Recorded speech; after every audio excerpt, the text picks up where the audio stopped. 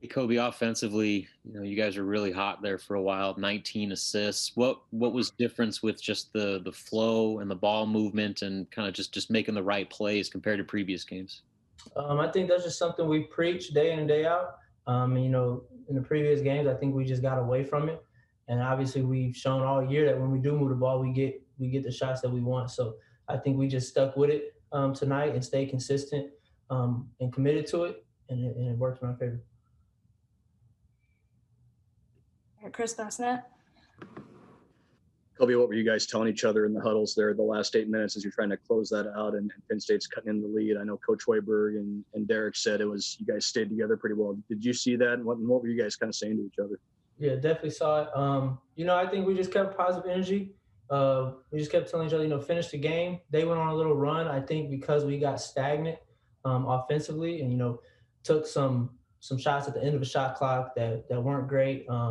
Didn't move the ball as well for maybe, 1 or 2 minute stretch. I think that's how they, cut into that lead. But it came down to getting stops. So that's really what we were preaching in the huddle. Derek was talking, telling us, if we get stops, we don't have to worry about the offensive end. We know what we need to do on that end, but just get stops and understand who we're guarding. All right, Sam McEwen. Kobe, it seemed like you were more aggressive tonight on offense and it paid off. What have coaches been telling you about trusting your offense a little bit more, and why were you willing to do that tonight?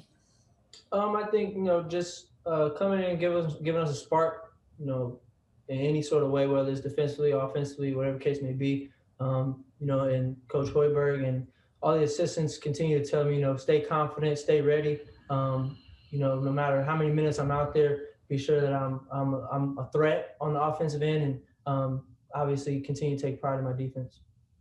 Thank you. All right, Michael Bruns. Kobe, you guys have had Derek on the floor now for a few games. What's he kind of meant to you guys, not only on defense like he did today, but also just having kind of a veteran presence on offense for you guys too? I think he's a guy that we can rely on to help us move the ball. Derek's a very unselfish player, so I think, we've seen it throughout his games that he's played. When we get back cuts, when we move like we're supposed to, we can really play off of him. He catches the ball at the top of the key a lot, or even inside the 3-point line, and we can cut and move. And he's a very willing passer, and he's very precise on his passes. So I think we'll continue to do that. All right, Jacob Adia. How important do you think the bench is going to be, you guys coming off the bench here with this back-to-back coming up at the tail end of this long stretch of games? Very important. I think the bench has been important all year, whether, it doesn't matter how many minutes you play, the bench is always important because we don't have those fans.